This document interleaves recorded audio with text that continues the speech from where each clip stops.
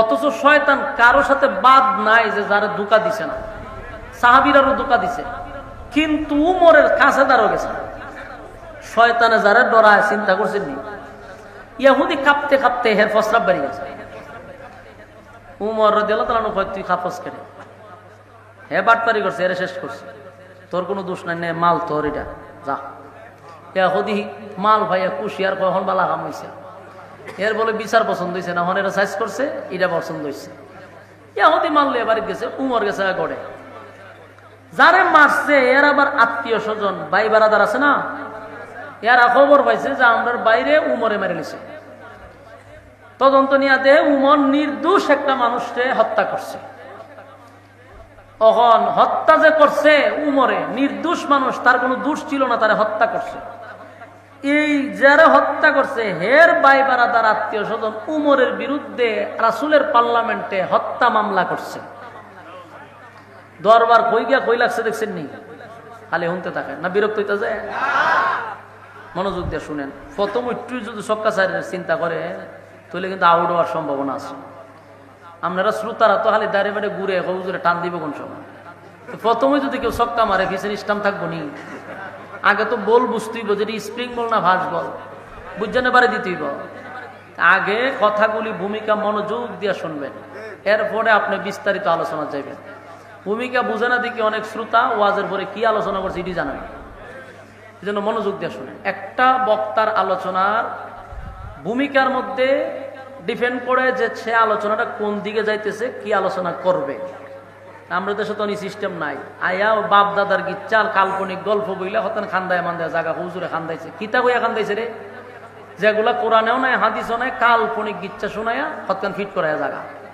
Ewa শুনবার লাগে রাইতে বসে রইছে। সচেতন হন, আস্তে আস্তে পরিবর্তন হন। গিচ্চার কতদিন শুনবেন, যেন ভূমিকাটা মনোযোগ দিয়ে শুনবেন। পার্লামেন্টে মামলা করছে উমর রাদিয়াল্লাহু তাআলার বিরুদ্ধে। কি মামলা? হত্যা মামলা। এটা বাংলাদেশের হত্যা মামলা না রে ভাই। বাংলাদেশে হত্যা মামলা করলে এটা কোনো বিষয়ই না। আজ শুনুন চিনি ফাঁসি হইতে খুব কম, যদি অন্য দলের হয়তো সাথে সাথে ফাঁসি, নিজের দলের লিডারে নিয়ে এমনি তো ৬ দেওয়ালের বৃত্তবন্দী কইরা আর ফাঁসির নাম নাই। এই জন্য এরা জোড়া কোন ৭ কোন কইরাও এরা ফাঁসি হয়েছে না। আর নির্দোষ মানুষগুলোর দৈরা দৈরা ফাঁসি দিছে। ১৬ বছর এই রাজনীতি করে গেছে। এগুলা বললেও যাদের গায়ে জ্বলে আর কোনো কাউন্টার দিতে চায়, জাগা দইরা বাড়াম দিবেন ইচ্ছা মতে, ইচ্ছা মতে বাড়াম দিবেন। গতকালকে এক মাহফিলে গেছি, আপনারা জামালপুর আছেন, এক নেতা আমার আগে ওয়াজ করা শুরু করছে। এটা প্রশ্ন হইল, ওয়াজ করার জন্য, কোরআন হাদিস থেকে কথা বলার জন্য দাওয়াত দিয়ে আনছে বক্তারে হবিগঞ্জ থেকে, শ্রোতা আনছে বক্তার কথা শোনার জন্য, নেতার বক্তব্য শোনার জন্য। আপনারা বলছেন? তাহলে আমরা এখনো কিন্তু ওই ফেসিবাদের ভিতর থেকে বাইরিতে পারছি না। এক দল থেকে বাইরে আরেক দলের কবলে ভরতেছি আমরা। আচরণ দেখতেছি সেম সেম। আগের নেতারাও, স্বৈরাচারের নেতারাও মাহফিলে বসে থাকতো বক্তব্য দিবার লেগে, বক্তারে বয়া আধা ঘন্টা বক্তব্য দিত। এখন দেখতেছি এখন এই দলও দেখলাম যে বইয়া বইয়া বক্তারা তো এরা ওয়াজ নসিহত করা শুরু করে। আমি চিন্তা করলাম যে কোনটা সুরের দাঁত বাচ্চা দিটা হাইতে রাতে পড়ছি কালকে আমার মতো বক্তারে, কারণ আমার তো দেখতে শুরু সাইড শুরু, আমার কেউ গনেও না। কিন্তু আমি যে ৬৪ জেলা ওয়াজ কইরা দেশ বিদেশ পর্যন্ত আমি ওয়াজ করছি, কিন্তু হ্যাঁ আমার না গই না বলতো ৫ মিনিট বসে আমি বক্তব্য রাখতেছি, হ্যাঁ ১৫ মিনিট বয়ান করে। তাও বয়ান কি, মুখে নাই দাড়ি, টাকনুর নিচের কাপড়, হ্যাঁ ওয়াজ করে খবর আসরের ওয়াজ আমার বয়াতে। ধৈর্যের একটা সীমা আছে। শেষে আমি বয়ান যখনের বক্তব্য শেষ হয়েছে আমি বললাম যে মাশাআল্লাহ, নেতায় যে বক্তব্য দিছে আমার আর ওয়াজ লাগেই না, আমি দোয়া করে লেতেছি। যে দোয়া শুরু করছেন ভাবলি গেছে সব সেটা তখন নেতা স্টেজই তার মরণ, এমন বেজ্জতি হয়ে গেছে, ল্যাংটা করায় ছেড়ে দেওয়া হয়েছে। কারণ উচিত শিক্ষা তাদেরকে এখন থেকে না দিলে এরা আরো ভয়ঙ্কর হয়ে উঠবে সামনে। এটা ওই দাদার ইশারায় এখন আর দেশ চলতেছে না, এটা ডক্টর ইউনূসের ইশারায় দেশ চলতেছে। সুতরাং ওই নেতাগিরি এখানে দেখায় না। আপনাদেরকেও বলবো সচেতন হন। কোন নেতার বক্তব্য শোনার জন্য আসছেন? সুজন্যমূলক ২-১ মিনিট বক্তব্য দিতে পারে, কিন্তু ওয়াজ নসিহত করার অধিকার তারা কেউ দিছে না। তুই তো ওয়াজ করবি, তোর মুখে দাঁড়িয়ে নাই, তুই নামাজ পড়স না, মুইত্যা বানিস না, তোর কথা কি ভাবলি কি শুনতো? এগুলা কিন্তু আপনাদের মাইন্ডে রাখতে হবে। আমি শেষ সেখানে আসলে না, কিন্তু পরবর্তীতে কোন নেতার বক্তব্য শোনার জন্য বসবেন না। বেশি দেরি হইলে সব ওটা শুরু করবেন, এরা বুঝতে পারে যে এর বক্তব্য শোনার জন্য এখানে কেউ আসে নাই। ইয়াদ থাকবে তো, এখান থেকে তুই শেষ। আমার বলা আমি বলছি, বাকি আমল করা আপনার দায়িত্ব। সম্মানিত সুধী, পার্লামেন্টে বিচার দিছে। কোন পার্লামেন্টে? রাসূলের পার্লামেন্টে। কি মামলা? হত্যা মামলা। আর ইসলামিক আইন অনুযায়ী হত্যা মামলার বিচার হলো হত্যার বদলা হত্যা। বলুন, হত্যার বদলা হত্যার বদলা হত্যা। এখন উমরের বিরুদ্ধে দিছে হত্যা মামলা, উমরের রায় কি হবে? তারা ফাঁসি দিতে হবে, মানে হত্যা করতে হবে। এখন প্রশ্ন হইল, সাধারণ ব্যক্তির নামে কি মামলা হয়েছে? সুবহানাল্লাহ, উমর তো সাধারণ ব্যক্তি না, দিছে মামলা। উমরের বিরুদ্ধে যখন মামলা দিছে, রাসূল আশ্চর্য হয়ে গেছে যে একটা নির্দোষ মানুষকে উমর হত্যা করলো। আর বিচারের রায় দিবে এখন রাসূল নিজে। রাসূলের কসম দিয়া ঘাম বাহির হয়ে গেছে। কেন বাড়িছে? উমরের বাঁচাইবার লাগে না। রাসূলের চিন্তা হইলো, উমর তো ইসলাম গ্রহণ করছে, আমি আল্লাহর কাছে উমরের ছায়া আনছিলাম। বলুন, উমর এমনি এমনি ইসলাম গ্রহণ করছে না? আল্লাহ রাসূল দোয়া কইরা আনছে, দোয়া কইরা উমরে ইসলাম গ্রহণ করাইছে। এখন উমর যে এত বড় দরবার লাগাইলো, ইজ্জত যায়নি? এত বড় একজন সাহাবী নির্দোষ মানুষকে হত্যা করছে, এই চিন্তায় রাসূল মানে কসম দিয়া গাম বাহির হয়ে গেছে। যেই উমরের মেজাজ অনুযায়ী আল্লাহ কোরআনের আয়াত নাজিল করে, সুবহান। উমরকে বলা হয় মেজাজে ওহী। উমর যা চায় আল্লাহ তা পাঠায়, সুবহানাল্লাহ। সাধারণ কোন ব্যক্তি উমর নয়। উমরের মেজাজ অনুযায়ী বহু আয়াত নাজিল হয়েছে, বহু আয়াত। কিন্তু যেই লোকটারে মারছে সবাই জানে নির্দোষ মানুষটা মারছে। বলুন, একে আসলে নির্দোষ ছিল? সে নিজের দাবি করতো কি মুসলমান? তুই দাবি করলি, রাসূলের বিচার তুই পছন্দ করছ না। এই খাসলত কি খালি তার মধ্যে না, আমাদের দেশও আছে। এই দ্বারার মুসলমান ফ্যান্ডেলের ভিতর আছে, এই দ্বারার মুসলমান ফ্যান্ডেলের বাহিরেও আছে। দেখবেন নিজেরে কয় আমি মুসলমান, কিন্তু এর ফাঁক থেকে মাথা পর্যন্ত তাকাইলে বোঝা যায় না যে আসলে কি মুসলমান নেই। এবং নবীর সুন্নত অনুযায়ী তার চলতে ভালো লাগে না, আল্লাহর হুকুম পালন করতে তার ভালো লাগে না। এই দ্বারার মুসলমান আছে না নাই? রাসূলের যুগে অনেক মুনাফিক ছিল।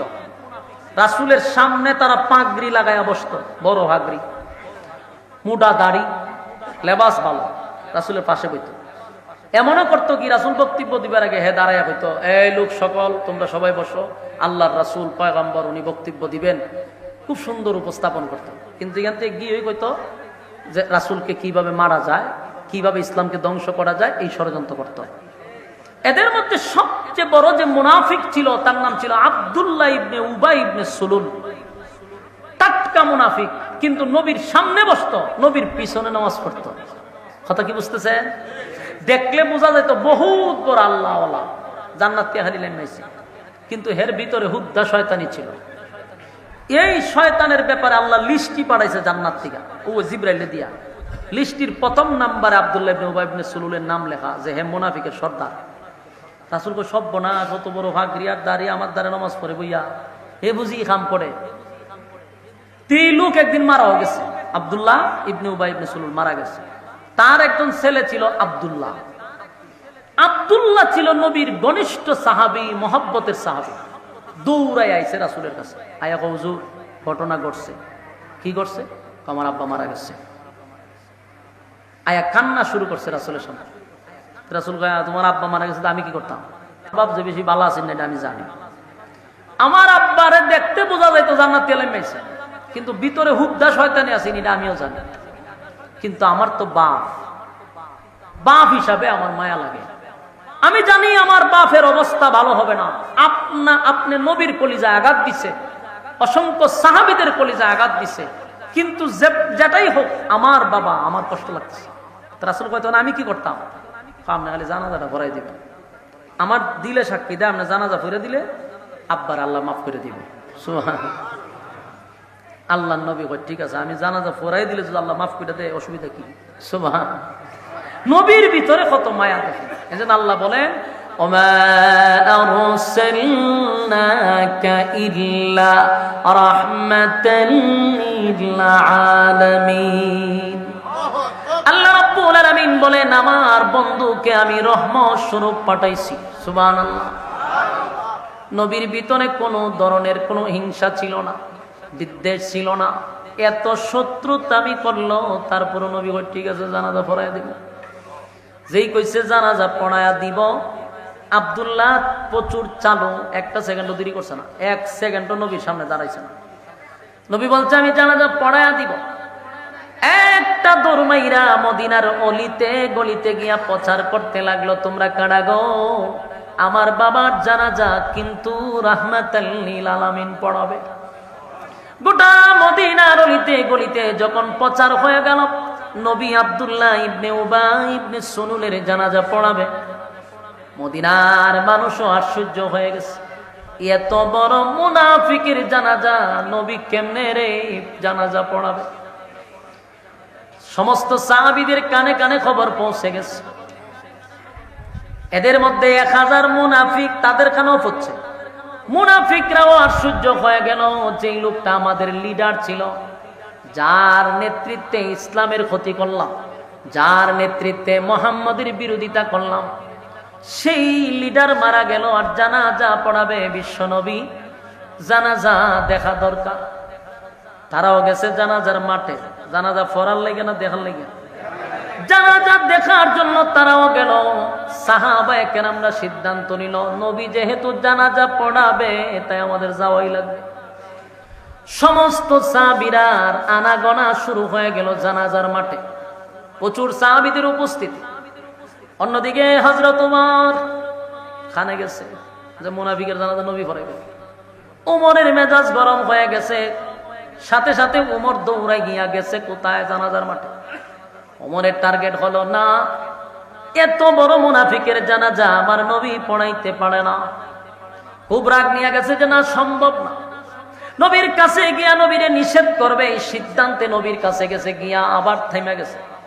থাইমা চিন্তাত পড়ে গেল, আমি যদি নবীরে বলি জানাজা পড়াইয়েন না, তাহলে আমি উমরের পক্ষ থেকে নবীরে আদেশ করা হয়। আমি উমর তো নবীরে আদেশ করতে পারি না, জানাজা নিষেধ করলে আল্লাহ করবে, আমার তো এই অধিকার নাই। নবীরে আমার নিষেধ করার কোনো ক্ষমতা আমি উমরের নাই।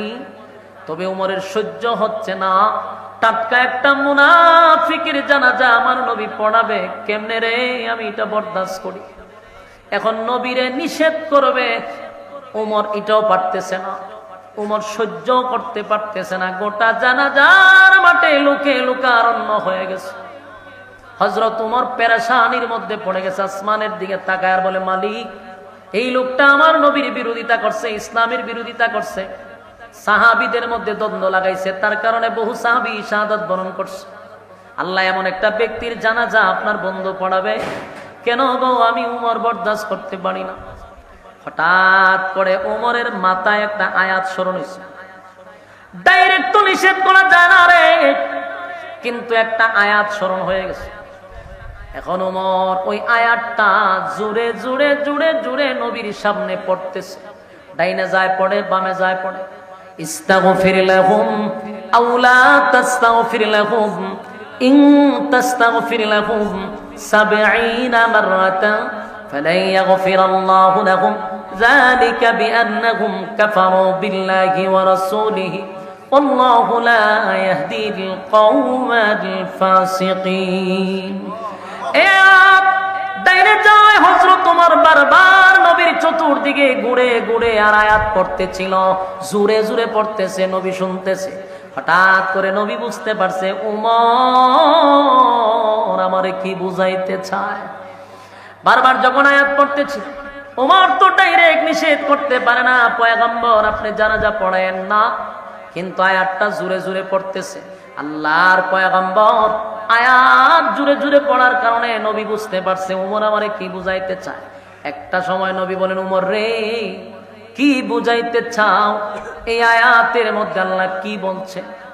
এই আয়াতের মধ্যে রব্বে কারীম বলেন, আল্লাহ বলেন ইস্তাগফির লাহুম আও লা তাস্তাগফির লাহুম ইন তাস্তাগফির লাহুম 70 মাররাতান فلن يغفر الله لهم ذلك بأنهم كفروا بالله ورسوله والله لا يهدي القوم الفاسقين আল্লাহ নবী বলেন উমর রে এই আয়াতের মধ্যে আল্লাহ বলছে মুনাফিকের জন্য যদি আমি 70 বার দোয়া করি আমার আল্লাহ আমি নবীর দোয়া মুনাফিকের জন্য কবুল করবে না।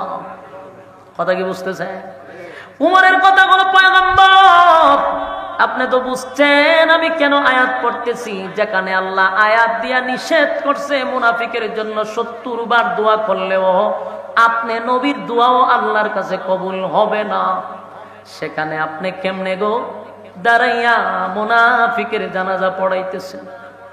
আল্লাহ নবী বলেন ওমর এই আয়াতের মধ্যে কোথাও তো নামাজের কথা নিষেধ নেই। সুবহানাল্লাহ। ওমর নবীর আয়াত শুনাইতেছে যেন নবী না জানাজার নামাজ বন্ধ করে দেয়। আর পয়গম্বর বলেন এই আয়াতের মধ্যে আল্লাহ নিষেধ করছে 70 বার দোয়া করলেও দোয়া কবুল হবে না, কিন্তু আয়াতের ভিতরে জানাজার নামাজ নিষেধ একবারও আল্লাহ বলে নাই। হযরত ওমর আসমানের দিকে তাকায় বলেন মালিক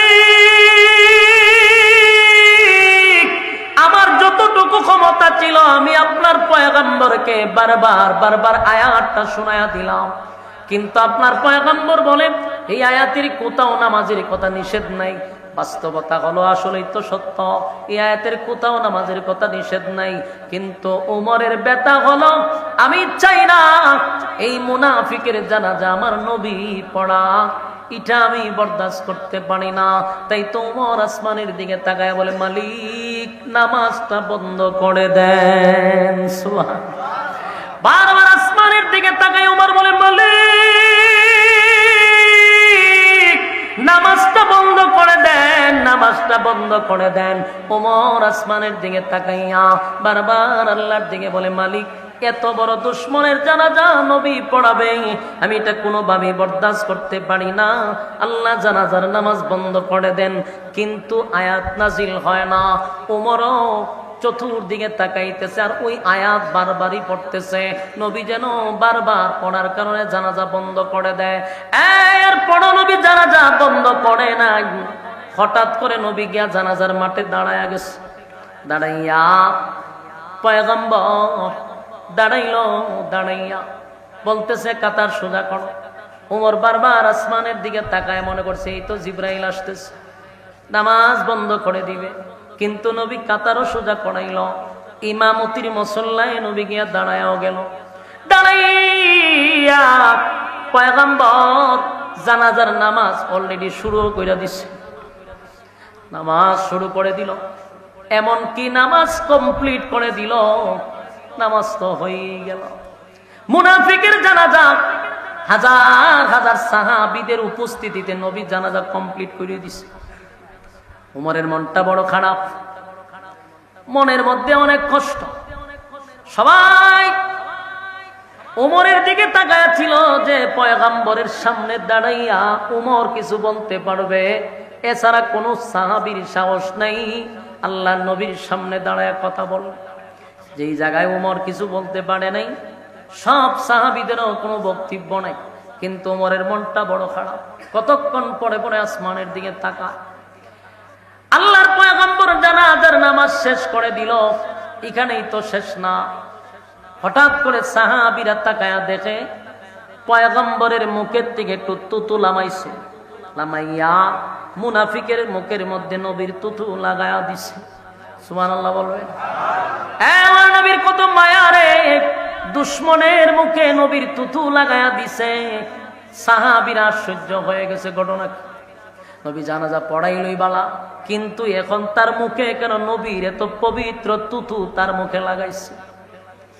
এখানে নবী সাহাবীরা আশ্চর্য হইল, কিন্তু এর থেকে বড় আশ্চর্যজনক ঘটনা নবী ঘটায়া দিছে।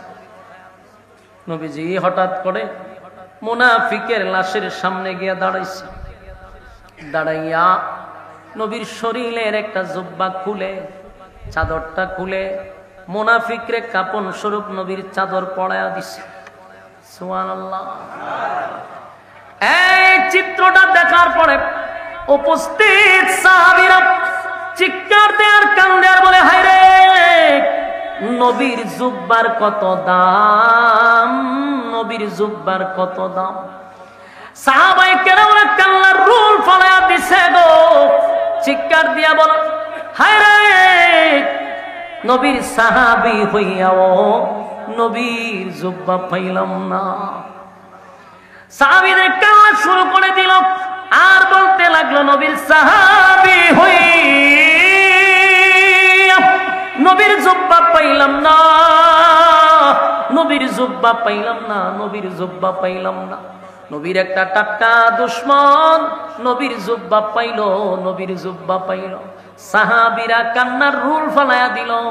যুবক ভাইরা, নবীর জুব্বা সাধারণ জিনিস না। নবীর জুব্বার দাম আছে না নাই? কথা হয় না? আপনার আর কি ঘুমে ধরছে? আওয়াজ দিতে হবে, নবীর জুব্বা আমার জুব্বা আর বুজুর্গর জুব্বা এক না। নবীর জুব্বার বড় দাম। নবীর জুব্বা সাহাবী হইয়াও কেউ পাইল না, কিন্তু মুনাফিকের কাফনের উপরে নবীর জুব্বা। সাহাবীরা কান্না শুরু করে দিছে, হায় রে, আমার নবীর জুব্বার কত দাম। পাইলো তো পাইলো, একটা মুনাফিকে পাইলো। কান্না যখন শুরু করে দিল, আল্লাহর পয়গম্বর বলেন, সাহাবীরা রে শোনো, অস্থির হইও না। আমি তারে জুব্বা কেন দিলাম, মনোযোগ দিয়া শোনো। প্রথম তার মুখে তুতু দিলাম, যেন আমি নবীর তুতুর বরকতে তারে আমার আল্লাহ মাফ করে দেয়। তারপরে পয়গম্বর বলে, শুনো, আমি তারে কেন জুব্বা দিলাম। বদরের যুদ্ধে যখন সাহাবীরা শাহাদাত বরণ করছে, এর মধ্যে আমার চাচাও মারা গেছে। আমি আমার সাহাবীদেরকে দাফন করার জন্য কাপন পড়াইতে গিয়া কাপন নাই। সাহাবীদের শরীরের জুব্বা কুলে কুলে এক একজন মুর্দাকে কাপন পড়ায়া দিতেছে, এছাড়া কোনো কাপড় নাই। অনেক সাহাবীদের শরীর থেকে জুব্বা কুলে কুলে এক একজন শাহাদাত বরণকারীদেরকে কাপন পড়ায়া দেয়। সবার কাপন পরানো শেষ। নবীর চাচা আব্বাস রাদিয়াল্লাহু তাআলা আনহু, উনি ছিল মোটা স্বাস্থ্যবান। যুবক ভাইরা, মোটা লম্বা হওয়ার কারণে যার তার জুব্বা নবীর চাচার শরীরে লাগে না। কোন সাহাবীর কাপড় ওনার চাচার শরীরে লাগে না। এখন কি করবে? কাপন তো নাই। নবীর পাশেই দাঁড়ায়া ছিল আব্দুল্লাহ ইবনে উবাই ইবনে সুলুল মুনাফিক, যে মারা গেছে, হে দাঁড়ায়া ছিল। নবী বলেন, তখন আমি তাকায়া দেখি আমার চাচা যেমন লম্বা, আব্দুল্লাহ ইবনে উবাই ইবনে সুলুলও লম্বা। আমার চাচা যেমন মোটা, আব্দুল্লাহ ইবনে উবাই ইবনে সুলুলও মোটা। আমি যখন তার দিকে তাকাইলাম, সে বুঝতে পারছে আমার শরীর মাপ দিয়া লাইছে হুজুরে। এখন সে শরমে হোক লজ্জায় হোক নিজের জুব্বাটা খুলে নবীর চাচারে কাপন স্বরূপ পড়ায়া দিছে। আল্লাহর নবী বলেন, সাহাবীরা আমি নবী ঋণ থেকে মুক্ত হইলাম। সে আমার চাচারে কাপন পড়ায়া দিছিল, আমি তার কাছে ঋণী ছিলাম, ঋণী। তাই আজকে আমার শরীরের জুব্বাটা খুলে তারে কাপন স্বরূপ আমি পড়াইয়া ঋণ থেকে মুক্ত হইলাম। এই দৃশ্যটা যেমন সাহাবায়ে কেরামরা দেখছে, এমন 1000 মুনাফিকরাও দেখছে। কারণ মুনাফিকরা জানাজার মাঠে আসছিল জানাজা পড়ার জন্য না দেখার জন্য। 1000 মুনাফিক জানাজা দেখার জন্য আসছে রে। তারাও কিন্তু এই দৃশ্যটা দেখছে, দেখা তাদের চোখ দিয়া পানি ছাইরা দিছে। আর বলতে লাগলো, হায় রে, জীবনটা বর যেই নেতার বক্তব্য শুই না আব্দুল্লাহর পুত্র মুহাম্মাদের বিরুদ্ধে আমরা পদক্ষেপ নিছি, যেই লোকটার বক্তব্য শুই না ইসলামের 12টা বাজাইছি, জীবনটা বর এত বিরোধিতা যার করলাম, সেই লোকটা দুশ্মনের প্রতি এত মায়া, নিজের তুথু আমার নেতার মুখে লাগাইছে, নিজের জুব্বা নেতারে পড়ায়া দিল। অথচ এই লোকটা এই লোকের কত না ক্ষতি করল। আমরা জীবনভর কার বিরোধিতা করলাম? নিজে নিজে তারা অনুতপ্ত, নিজের চোখের পানি তারা নিজেরাই ফালায়। আর 1000 মুনাফিক সিদ্ধান্ত নিল, কি করলাম, কার বিরোধিতা করলাম? আজকে যার বিরোধিতা করছি সেই নেতারে নিজের জুব্বা পড়ায়া দেয়। নবীর আখলাক আর চরিত্র দেখা পাগল পাগল পাগল হয়ে গেছে। সুবহানাল্লাহ। আমার নবী আর আপনার নবীর চরিত্রটা ছিল আজিম চরিত্র। সুবহানাল্লাহ। বলুন কি চরিত্র? আজিম চরিত্র ছিল, যার চরিত্রের সার্টিফিকেট আমার আল্লাহ কোরআনে দিছে। সুবহানাল্লাহ। ওয়া ইল্লাকা লা'আলা খুলুকিন আযীম।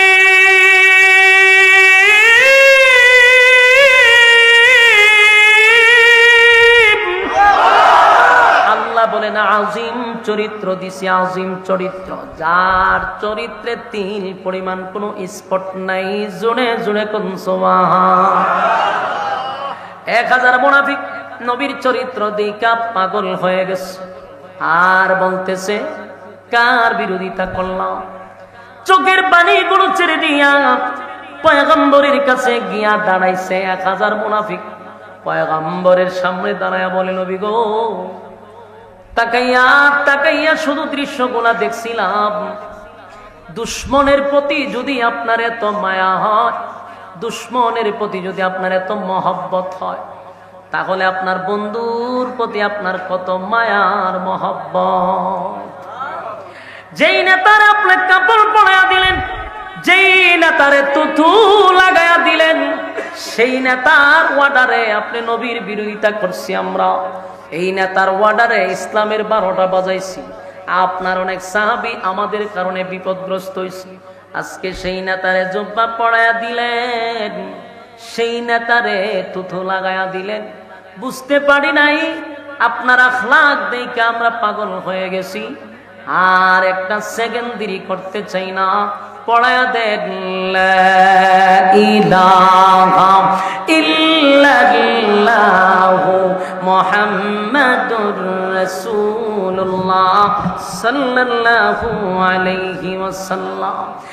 1000 মুনাফিক গুলি কালেমা পড়ে ঈমান আনছে রে। 1000 মুনাফিক কালেমা পড়ে ঈমান আনছে। বলুন মারা গেছে কয়টা? আপনারা কি ক্লান্ত হয়ে গেছেন? আওয়াজ না দিলে আমিও আওয়াজ বন্ধ করে দিব। এটা আপনার আর বক্তা না। আমার বাড়ি সিলেট, আপনার বাড়ি হলো জামালপুর, শেরপুর। 2 দেশের মানুষকে একরকম, তাহলে আমাদের তবিয়ত একরকম, আপনাদের আরেক রকম। আমাদের সিস্টেম হলো শ্রোতা কথা বলতে, নীরবতা পালন করলে কথা বলার আগ্রহ নষ্ট হয়। আর এত নীরবতা পালন করলে আমি বুঝুন যে আমার প্রতি বিরক্ত হইতেছেন। আমার আওয়াজ আস্তে আস্তে কমতে কমতে বয়ান ছেড়ে দিতে হবে।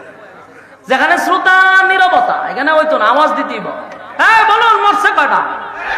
হ্যাঁ আওয়াজ দিতেই। আপনারা আওয়াজ দিলে আমার আওয়াজ বাড়ি। মরছে কয়টা? কালেমা পড়ছে কয়টা? 1000 কালেমা পড়লো, মরলো 1 মুনাফিক। কালেমা পড়লো 1000 মুনাফিক। সুবহানাল্লাহ। সাহাবীদের ভিতরে আনন্দ, আনন্দ এই কারণে মরছে একটা, কালেমা পড়ছে 1000। সবার ভিতরে আনন্দ, উমরের ভিতরে এখন আনন্দ আসে নাই। কথা ইয়াদ রাখেন। খলিফাতুল মুসলিমিন হযরত উমর দৃশ্য দেখে সবাই হাসি দিতেছে যে না মাশাআল্লাহ, এক মুনাফিক মরছে কিন্তু 1000 কালেমা পড়ে ঈমান আনছে। সবাই আনন্দিত হইলেও খলিফাতুল মুসলিমিন হযরত উমর মনের মধ্যে বড় ব্যথা, মনে বড় কষ্ট। ওনার কষ্ট হলো 1000 মুনাফিক দাঁড়াইয়া নবীরে জানাইলো শের নেতৃত্বে নবীর বিরোধিতা করছে। 1000 মুনাফিক নবীরে জানাইলো তার নেতৃত্বে ইসলামের 12টা বাজাইছে, সাহাবীরা শাহাদাত বরণ করছে। এত কিছু জানার পরেও নবী কেমনে রে জানাজা পড়াইলো? খলিফাতুল মুসলিমিন হযরত উমরের ভিতরে কোনো শান্তি নাই। আল্লাহ কেন জানাজা বন্ধ করলো না, এই নিয়েও হযরত উমর চিন্তায় আছে। জানাজা কেন বন্ধ করলো না? হযরত উমর এক জায়গায় চুপ করে বসে আছে, মনের দুঃখ লইয়া হযরত উমর নিজেই বসে রয়েছে। জানাজা শেষ, যার যার সবাই যাওয়া শুরু করছে। হঠাৎ করে হযরত উমর তাকায়া দেখে আল্লাহর পয়গম্বর ওই মুনাফিকের লাশের পিছনে পিছনে হাঁটতে হাঁটতে কবরের দিকে যাইতেছে। এই দৃশ্য দেখে হযরত ওমর একটা লাফ দিয়া দাঁড়ায়া গেছে। দাঁড়াই আবার ওমর বলে, মালিক,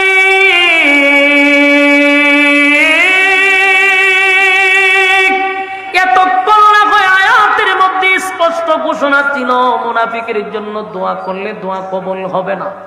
এই আয়াত তো আপনি নাজিলই করছেন, জানাজা না হয় নিষেধ নাই, কিন্তু দোয়া যে নিষেধ এই ব্যাপারে তো স্পষ্ট দলিল কোরআনের আয়াত।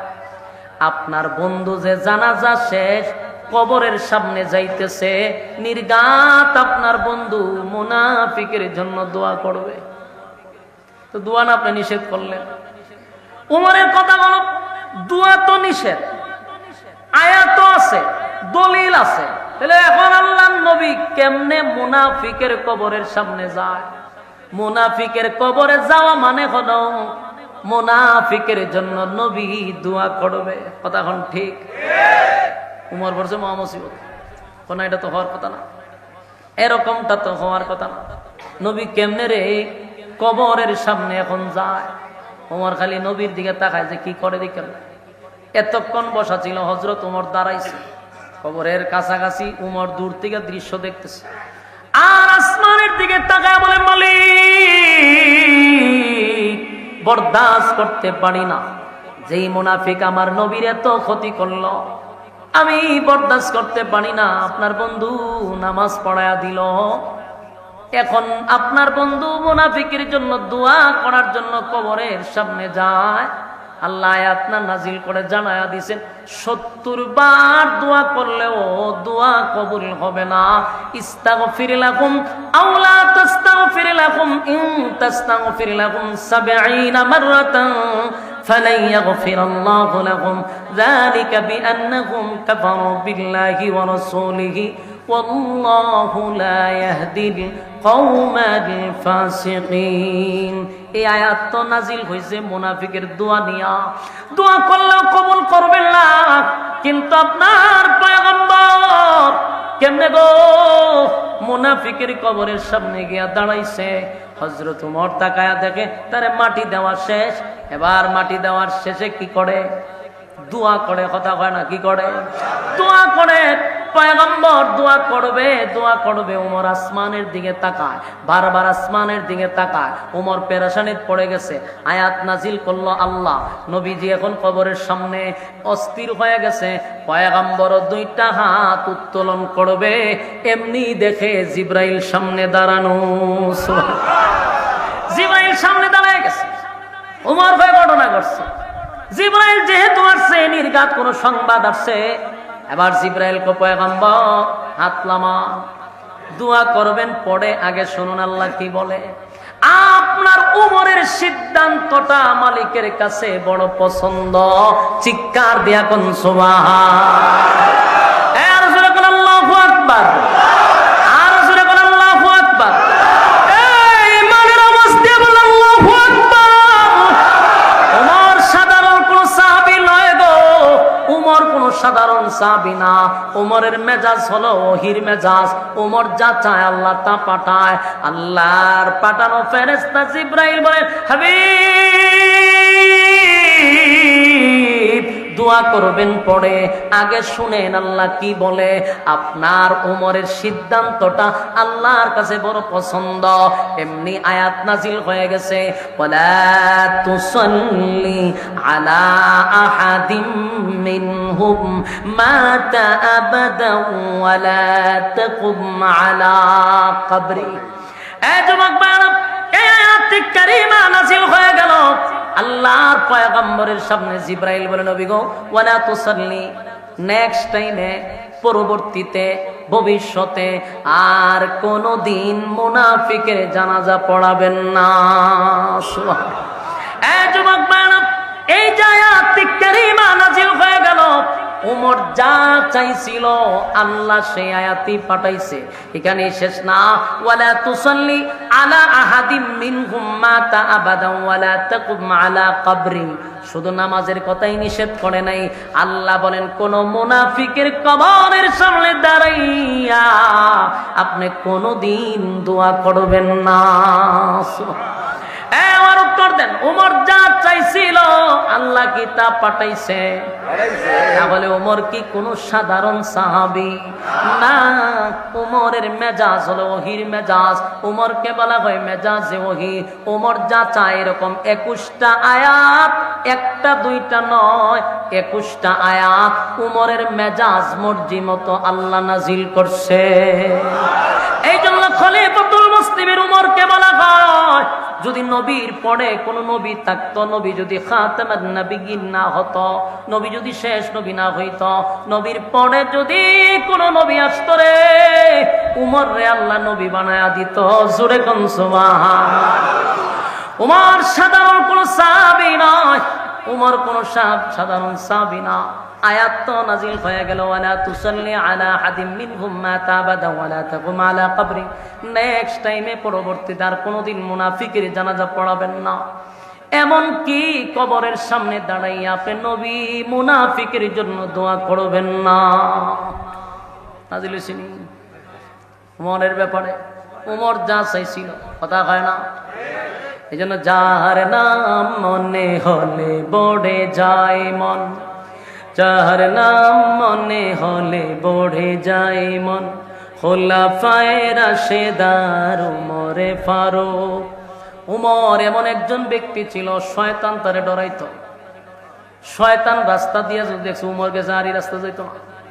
উমর এমন ছিল, উমরের ইসলাম গ্রহণের পরেই নামাজ প্রকাশ্যে শুরু হয়েছে। সুবহানাল্লাহ বাড়ি দিয়া। আগে মানুষ লুকিয়ে লুকিয়ে নামাজ পড়তো। উমর হয় হুজুর আমি ইসলাম ধর্ম গ্রহণ করলাম। নামাজ হলো আল্লাহর হুকুম, আপনি নবীর উপরে ঈমান আনলাম, আল্লাহর উপরে ঈমান আনলাম, ফেরেশতাদের উপরে ঈমান আনলাম, আল্লাহর কিতাবের উপরে ঈমান আনলাম, পরকালের উপরে ঈমান আনলাম, সব যাই না আমি ইসলাম ধর্ম গ্রহণ করলাম। এমন আল্লাহর হুকুম পালন করবো, এটা বুঝি লুকাইয়া লুকিয়ে লুকিয়ে তো আমি ইবাদত করতে পারবো না। হযরত ওমর কয় হুজুর আমার একটা বক্তব্য দিতে দেন।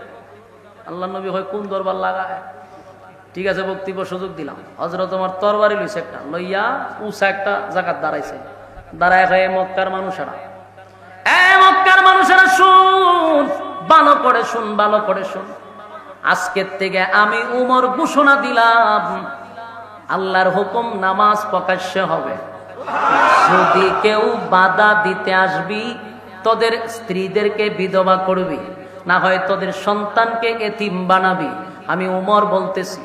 আবু জাহেল মনে করছে অন্য কেউ মনে বক্তব্য দেয়, ঘর থেকে বাড়িছে খুব ফাঁক মূল্য বাইরে হয় কাটারে বাইরে গেছে উমর, যে উমরে দেখো তোর মেরে আবার ঘরে গেছে কেউ সব বনাস আজরাইল খারা। সেদিন থেকে নামাজ কিন্তু প্রকাশ্যে শুরু হয়ে গেল, নামাজ প্রকাশ্যে শুরু হয়ে গেছে। তাহলে উমরের অবদান আছে না নাই? উমরের অবদান ইসলামে বহু আছে রে। উমরের মেজাজ মতো হি আসত, সেই উমরের বিরুদ্ধে হত্যা মামলা করছে। বলুন সাধারণ কোন সাহাবীর বিরুদ্ধে করছে? অথচ গোটা মিডিয়ার জগৎ প্রচার হয়ে গেছে উমর একটা নির্দোষ মানুষকে হত্যা করছে। মদিনার অলিতে গলিতে নারী পুরুষ সবার কাছে জানা হয়ে গেছে, হায় রে উমর কেমনে রে একটা নির্দোষ মুসলমানরে মারল। সারা দেশ প্রচার হয়ে গেছে, উমরের বিরুদ্ধে হত্যা মামলা শুরু হয়ে গেছে। এখন রায় শোনানো হবে, বিচার তো করবে রাসূল।